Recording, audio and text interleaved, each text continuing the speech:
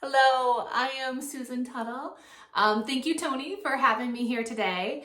I am actually going to read a little bit from my newest release, The Rare Jewel of Everleigh Wheaton, which is the first in a new series called The Treasures of Halstead Manor. Most of this book and the books following will take place in our current time period.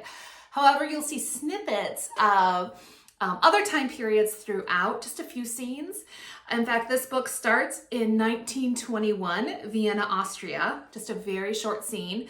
And we go from that into chapter 2, which is where I'm going to read from today so that you can meet Everleigh. So we start out with, that woman's a thief. It took approximately 4 words to kill a reputation. Oh, Everleigh Wheaton supposed it could take a few more or a few less. But in all of her 35 years, 4 remained average. This moment lent support to that well-worn fact. Palmer Quimby, disinherited son of Everleigh's former employer, jabbed his long manicured finger in her direction. She stole everything from my mother.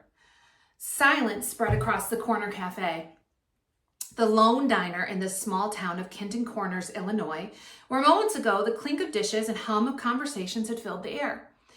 Now, every eye and ear tuned into the show Palmer put on with an almost gleeful zeal. Everleigh bracketed her hips with her hands and sized up Palmer. This wasn't the first time she'd dealt with bogus accusations, and she doubted it would be the last. The only thing I took from your mother was my weekly paycheck. Now, if you're hungry, please have a seat. Otherwise, you can leave. The slant of his nose created a harsh line practically as severe as his dark eyes. Funny today that they weren't bloodshot. They were, however, narrowed in on her with animosity. I'm not leaving until you tell me what you did with my mother's money. Her bank accounts have been cleaned out, and her housekeeper said you took Mother for a drive yesterday. She didn't bother refuting his words or the housekeeper's recounting. Both were actually true. Do you want to eat or not, Palmer? He encroached on her space, his sickeningly sweet cologne churning her stomach. I want my money.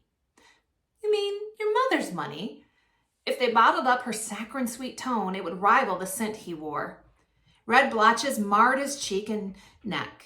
Before he could respond, Ham on Rye, a recent regular who claimed the same booth every day at 11 with the same order, stood from his seat.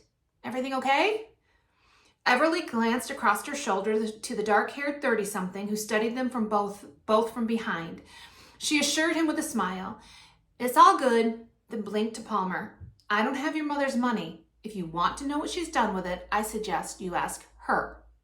I can't. He practically vibrated, most likely from a high wearing off. She hasn't been coherent since you left, and I know that was your doing as well. Everleigh's heart hitched. Taking blame for something she stood innocent of, well, that occurrence she'd grown used to. Losing a patient she'd come to care for, that circumstance she'd never grow accustomed to. Based on Palmer's revelation, Constant Quimby neared the end of the disease that had ravaged her body. This scene continues for a little bit, and Everleigh ends up released from her job. And as she's going, somebody hands her an envelope that showed up at the diner for her. So I'm going to just read that little bit. Her attention returned to the curious envelope she'd been tapping in her hands. It was thick but not heavy, with unfamiliar cursive handwriting calling her name. She ran her finger along the flap at the back, pried it open, and slid out a rectangular card from inside. Your presence is requested at Halstead Manor tomorrow morning at 9 a.m. Sincerely, Casper. Casper? She didn't know anyone named Casper. But she will. And if you want to find out more about her adventure and the friendships that she's making and those people that will be going on those adventures with her, you can pick this book up really anywhere books are sold. Baker Bookhouse, Kriegel, Barnes & Noble, Amazon. But thank you for letting me read a little bit of it today. And I hope you guys have a wonderful afternoon.